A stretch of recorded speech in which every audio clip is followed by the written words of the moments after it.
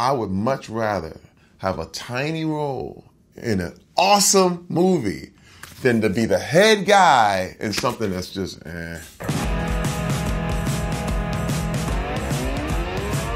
Training Day. I was doing security for years in Hollywood, and I had a friend who was a location manager, because that's what they would do. They would do the locations and they would need security. Well, he's like, dude, we're doing this really intense movie at the Jungle right now with Denzel Washington. You gotta come check it out. I came on set as a visitor. I've always realized that you just have to go. Like, if you just show up, a lot of times your opportunities are there. I was watching Denzel prepare, and I was studying him, and I was like, this is how an actor at the top of his game does his thing. Well, the director walks over to me, Antoine Fuqua, and he said, hey, man, you want to be in this movie? I said, yeah. I was like, sir, whatever you need me to do. It was wild. He said, look, I want you to take your shirt off. It says the sun is going down. I'm going to get you up on the roof, and I want you to flip some pigeons. And I was like, okay, whatever. I took my shirt off. I went up on the roof of this house. And then he said, Terry, come back every night for the next week. And he said, I'm going to find ways to use you in the movie. And I was like, whatever you need. And I didn't get one dime for Training Day. I just showed up. I volunteered. I said, whatever I can do. I just want to help the movie. I want this to be the best thing ever. Oh, you motherfuckers. Okay. I remember when the scene got played at the Oscars, my mother called me just screaming like, you're at the Oscars. I'm like, no, I'm not at the Oscars, Mom. I'm in the Oscars, but I'm not at the Oscars. This is the thing, a small role like that, I was so happy to be a part. Like, I cannot describe to you the satisfaction of being in a movie that good. You know what I mean? And it's that iconic and forever and ever. Now, at the time, that was going to be my career trajectory. I was going to be the heavy. I was going to be the mean guy in the movies. And that's the way everybody was seeing me at the time. There's a stereotype about big, muscular African Americans that make you security guards. That like, he's big, he's mean, he'll rip you to shreds. And I love the fact that I have killed that trope. That you have to see us as real people, three-dimensional, happy family. And I'm happy to be one of those guys that provides that now. Friday after next, I actually did security on next Friday. And I remember watching Cube's car and his trailer, and I was like, good morning, Mr. Cube. And he'd be like, yeah, man, get out the way. You know? I was like, oh my God, that's Ice Cube. And what's wild is this is before I was acting. I started acting and did a show called Battle Dome, and then did another movie called The Sixth Day, and then I was an extra in Training Day. And they recognized me from that because, you know, Training Day was one of the Ice Cube's favorite movies, but they remembered me. So I got a chance to audition for Friday After Next, and I remember sitting in the waiting room, me and Cat Williams, hoping, praying one day we would be able to, you know, be in this movie. Cat Williams and I decided we were going to go all in. There was going to be no holding back. If you look at the scenes with Cat Williams and I, it's almost like a intense drama, you know what I mean? Like, and it's really, really interesting too to bring up the Me Too aspect of this thing, because it was comedic, but yet here I was, this guy who was sexually assaulting a pimp. Oh, you dream. It's a wet dream. Wet dream? Wait a minute, I'm a pimp. You lost your mind? What the hell? Am I in prison? Hold on, Donna. At the time, it was viewed as really big comedy. When you look back at it in a new light, you can almost see it as like, oh my God, like this is really the attitude of, you know, when you're talking about male on male assault, the attitude about this thing was comedic in tone, which has made it really, really hard for men to be believed. And I think about it now in retrospect, and you kind of go, that's really, it's deep. You know, even I was a part of that. At the same time, I think when Kat and I were doing it, we didn't play it as a comedy. And this is why it worked in a lot of ways. When I look at Kat, and his career and how he's gone and what it did for me, people said this guy is willing to be a true actor and put it on the line. And because we were playing it as if it was dramatic. I remember I had the Tupac scene, you know. A lot of people to this day are like, you ruined that song for me, man. You ruined it. But what's so great, I remember being on the set and just ad-libbing. And I started dancing, and they were like, keep it going, keep the film rolling, keep it going. Up and down like a roller coaster. Gonna come inside you, I ain't stopping till the show is over. 'Cause I'm a rider, in and out just like a robber. This is what I learned, to go ahead and do it. A lot of times as actors, and a lot of times when you're doing things, you go, well, you know, they may not use that, so I won't do it. And then you missed an opportunity. Terry Crews will never miss his opportunity. White chicks. Damian Wayans, he said, man, I got to introduce you to my uncles. And I was like, okay, cool. And he said, they got this movie coming out. We think you'd be right. There was one day I had an audition for Wife and Kids, and I thought I was going to do it, and I bombed it. I mean, it was the worst audition ever. I was like, man, I wouldn't pick me. My agent at the time told me, you have another audition for another movie. It's White Chicks. And I went and just flowed. It was like, and this is the same day, right after a bomb, you don't care anymore. You stop caring and you just go. And Keenan was like, wow, this is pretty good. And I thought maybe he's being nice because I'm a friend of his nephew. You know what I mean? I said, okay, cool. I get the job. I'm in Vancouver. And let me tell you something. Keenan Ivory Wayans, these are the Jacksons of comedy. These were the iconic, and here I am, the great Keenan Ivory Wayans. And he's like, Terry, whatever you did in that audition, he said, do whatever you want to do. And I'm like, are you serious? Like, whatever? He said, man, it's yours. I ran with it. I have never, ever, that was the first time I was fully confident as an actor. I did that Vanessa Carlton 1,000 Miles song in the car, one take. Making my way downtown, walking fast, faces past, and I'm homebound. And I need you. Every scene I was in was just comfortable and flowing. And then the premiere happened, and my life changed forever. The producer of the movie called me. He said, Terry, your life will never, ever be the same. He said that you stole this movie all out. And I was like, oh my God. It was incredible. Idiocracy. We had just wrapped White Chicks, and I was auditioning. What was weird is that I kept auditioning. Like, I had to audition for this movie probably 7 different times, which is really unusual. Usually, if you get a call back, it's cool, you know, and you might get 2 or 3 at the most. For me to go in there almost 7 times, I was like, what in the world? I remember when Mike Judge said, you got the gig. The casting director, Mary Vernew, she said, Terry, if I told you who and how many other people were going for this gig, you would be intimidated. She was like, you won. And she's like, there were some big names going for this president role. And I was like, oh my God. And they were like, but Mike wanted you. That's why we kept calling you back. I knew this guy. When I tell you, I knew President Camacho because he reminded me of my time of growing up in Flint, Michigan in church, where you had a pastor or a preacher who you knew was a hustler. You knew he wasn't telling you the truth, but he could say it with so much charisma. If you just put $5 in the box, $5 will get you what you want. And I was like, that's the guy. He's fooling America. I said, this is the biggest bombastic personality. He's a wrestler. He's an ex-porn star. He's a charismatic person who's just bigger than life. And he wants to run the world. And I tell you, I went in again. It was one of those things where we did the speech and I was like, he gonna throw his, I was doing all the little stuff. I give you my word. He's gonna fix the dust on the street. Mike Judge was like, dude, this is it. I lost myself. And when you lose Terry Crews and you become, this President Dwayne Elizondo, Mountain Dew, Herbert Camacho, I said, this is my life. And what was so disappointing is that it was a bomb.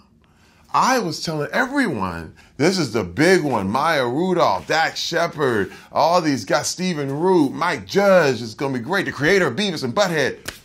And nothing. The rumor is that because we used real corporations in our comedy. I mean, Starbucks was giving hand jobs, and these companies gave us their name thinking they were going to get pumped up. And they were like, welcome to Costco, I love you. Welcome to Costco, I love you. All these real corporations are like, wait a minute. Carl's Jr. Welcome to Carl's Jr. Would you like to try our Extra big ass taco. There were a lot of people who were like backing out, but it was too late. And so Fox, who owned the movies, decided we're going to release this in as few theaters as legally possible. So it got a release in probably 3 theaters over 1 weekend, and it was sucked out into the vortex.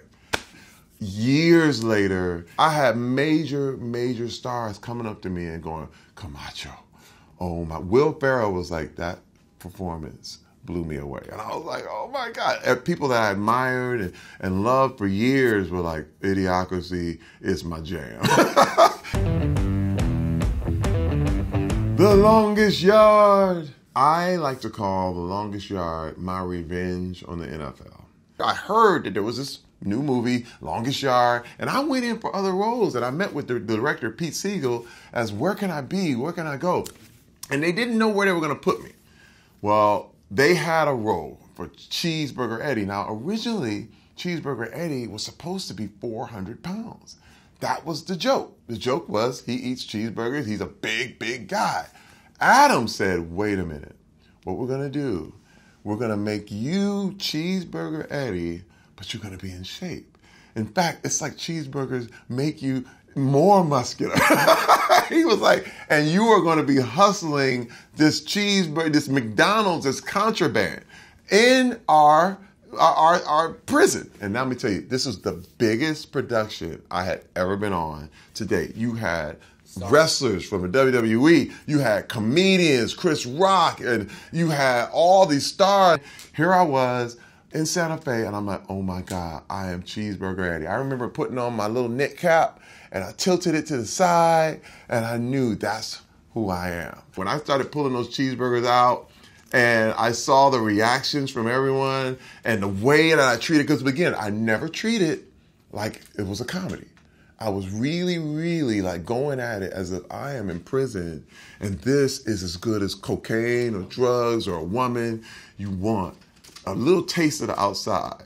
I knew to really come at it that way. And let me tell you, a week doesn't go by and people are like, you got a cheeseburger? And then I reach for my pants and it's like, no, I don't. Everybody Hates Chris came from being on the set of The Longest Yard. Chris took notice of me. He said he noticed that I was a father. He noticed, because I had my kids on set, I was bringing them and the whole thing. He also, and this is the thing, when I tell you people are watching you, he also noticed how I was around other women or around other people, and he saw that, he was like, this dude is about his family. He said, I got something for you. Now, I was at home probably about 3 weeks later, I get a script. No heads up, no warning, no nothing. Open it up. And it says, Everybody Hates Chris. Now, I'm laughing already because the show Everybody Loves Raymond was already on the air. And I was like, Everybody Hates Chris. That's hilarious. Just that joke. And I opened it up.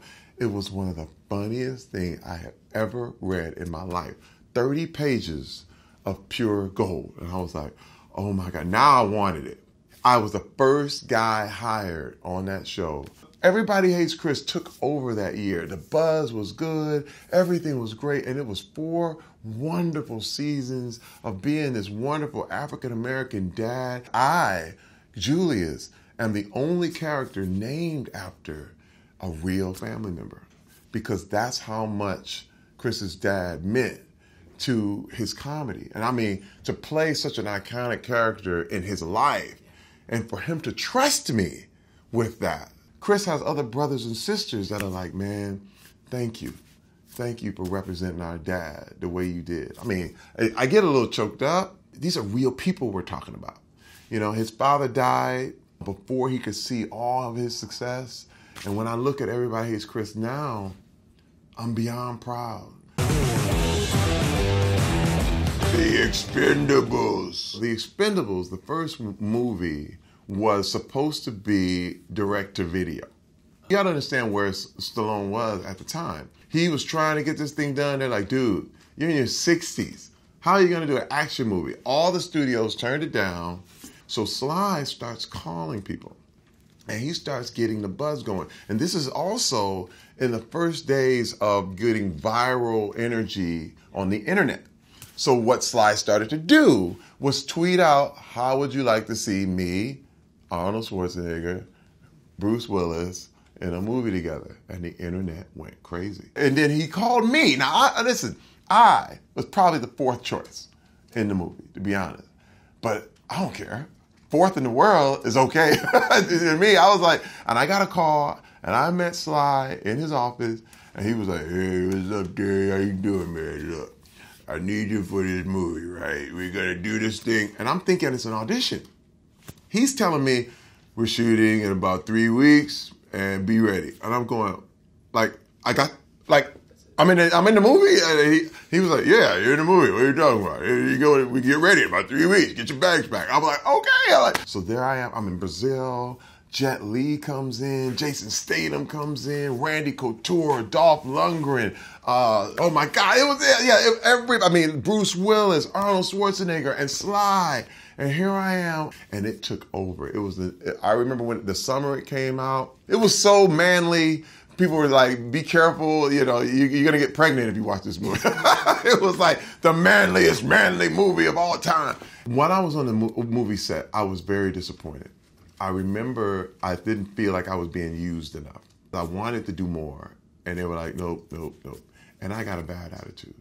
This is the moment in the road, the fork in the road, where I was like always giving all I had, showing up for free, no problem, into I want more money. And then I remember sitting, I remember, I think it was some kind of quote that I heard. It was something like, there is no way to happiness. Happiness is the way. And all of a sudden I said, you know what? Terry, change. I'm telling you, man, this is what happened. It was literally in my room. It said, tomorrow, act like you're getting $20 million.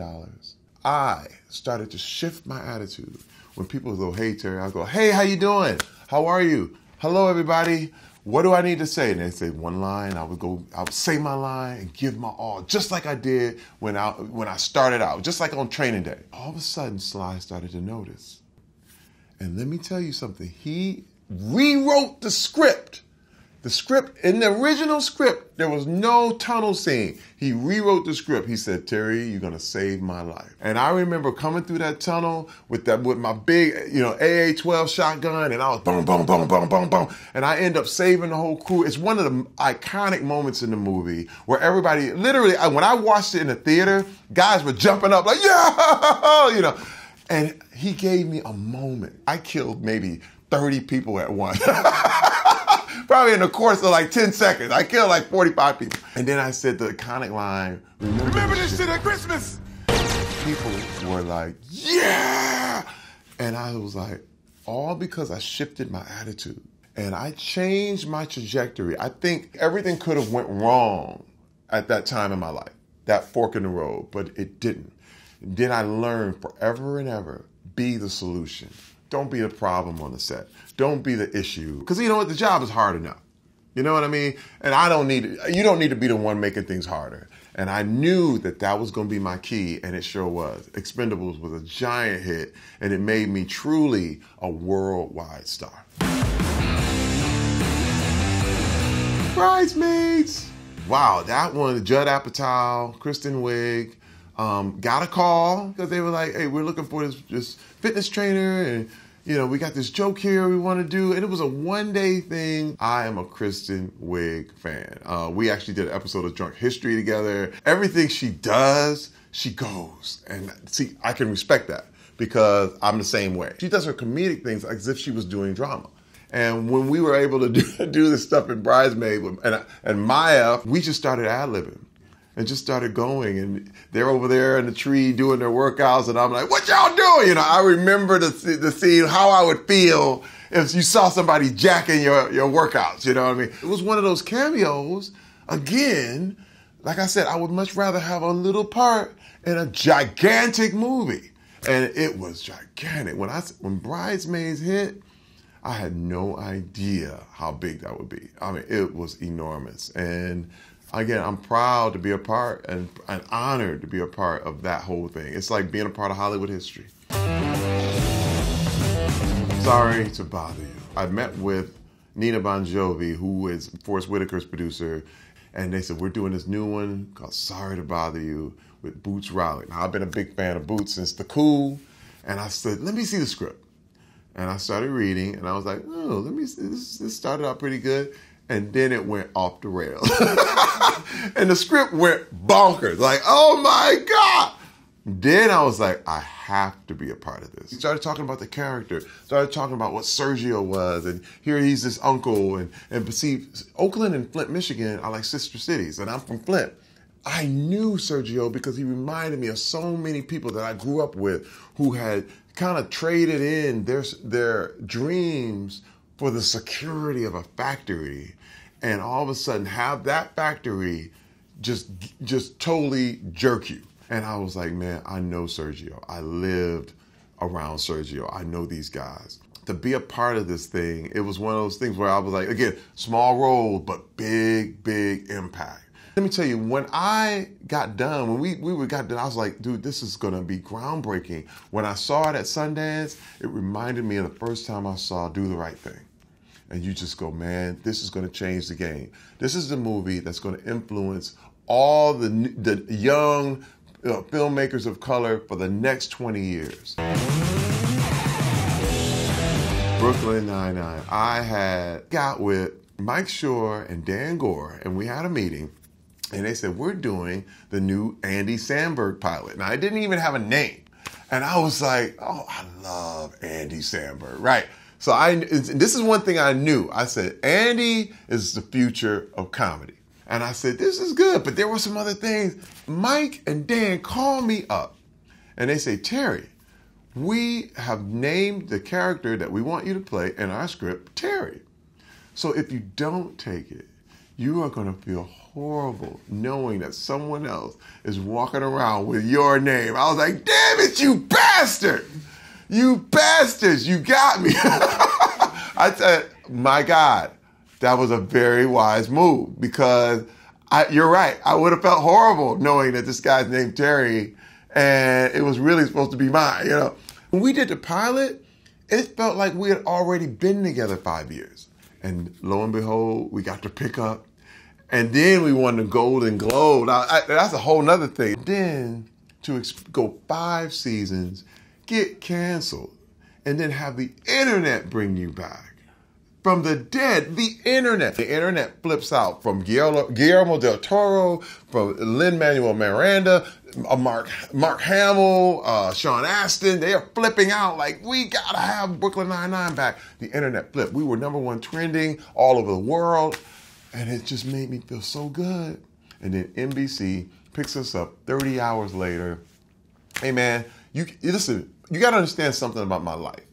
What's so crazy about my life is if you wrote it, no one would believe it. They would say it's contrived. They would say, no way. This doesn't happen. But that's how life is. Truth is stranger than fiction.